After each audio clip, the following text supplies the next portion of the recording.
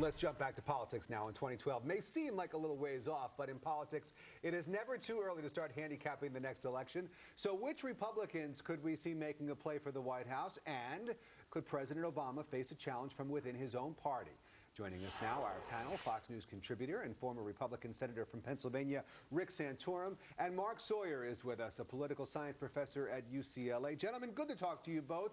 Happy holidays. Thanks for being here. Senator Santorum, let's get this right out of the way. Are you running for president in 2012?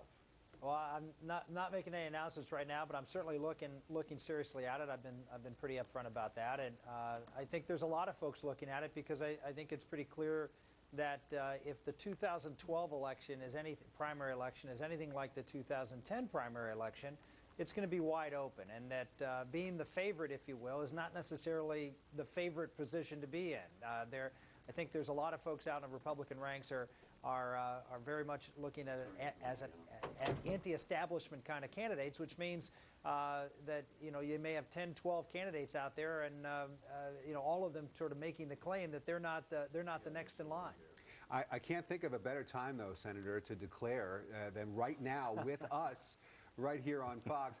Professor, let me ask you, because a lot of times, as we've seen in the past, those who declare their candidacies first end up being amongst the first to drop out.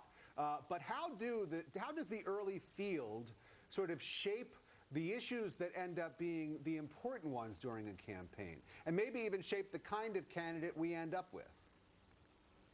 Not so much. I mean, if you think about it, one of the early candidates in the previous cycle for the Republicans was Tom Tancredo running on the immigration issue, and that turned out not to be a really big issue in terms of in the general election, et cetera. So those kinds of issues, sometimes you get a lot of the early candidates have their own sort of hobby horse that they come out with, but the smart money waits until the right time and doesn't want to get overexposed.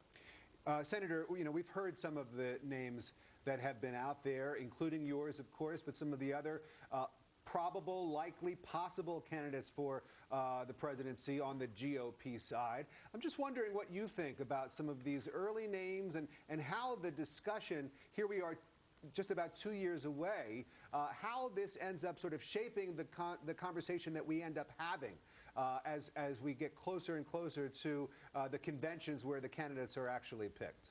Yeah, I really don't think that there's a dominant name out there. I mean, one of the things that Republicans are known for is sort of picking the next person in line. And in some respects, John McCain, having failed against President Bush, was sort of the next guy in line. And certainly Bob Dole in 1996 was the next guy in line. And that generally speaking, Republicans sort of take the safe or conservative bet.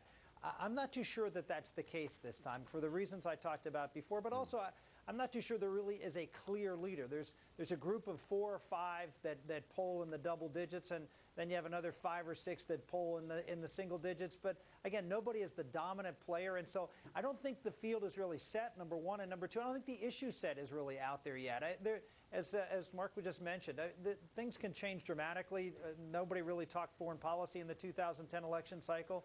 As we see with just the news in the last 24 hours, it very well may be a very important thing in 2012, and the candidate that can relate on those issues or has experience on those issues may be better positioned than we would ever expect today. That's a very good point.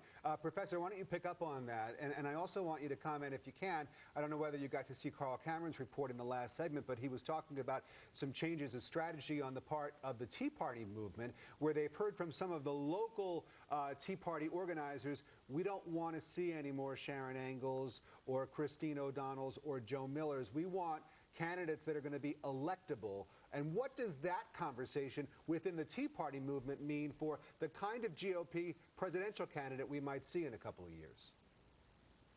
Well, it's going to be hard. I mean, the grassroots nature of the Tea Party movement is fairly really hard ideological to the right, and has some ideas that take them fairly far away from the center.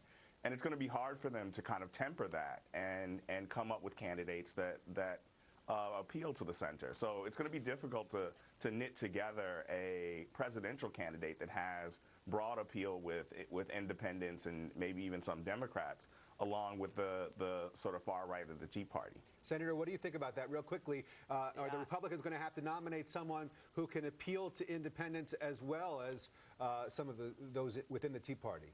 Yeah, I would take issue with that. I think that the problem with you know, the Tea Party candidates that you mentioned was that not their positions they held, but really more personal issues related to their behavior as candidates. If you look at folks like Johnson in Wisconsin and Rubio in Florida, who were clearly Tea Party candidates and who held the same basic values that Christine O'Donnell and Sharon Angle, but they were great candidates. They could reach out because they understood how to campaign, and they understood how to communicate with people much more effectively, and they didn't have baggage that caused them to have problems from things that they did in the past. I think that's what the Tea Party is looking for, looking at candidates who hold their views, who can get elected, but also have the kind of qualities that people all over the map are looking at. Mark Sawyer, real quickly, last word here. Are we going to see a challenge on the Democratic side when it comes to President Obama and the Democratic nomination? Absolutely not. That's just hysterics, and no group is more hysterical about a single loss in a midterm election than the left, and no group gets too excited than the right. There's not really going to be any challenge. Mark Sawyer, Rick Santorum, gentlemen, great to talk to both of you. Thanks so much.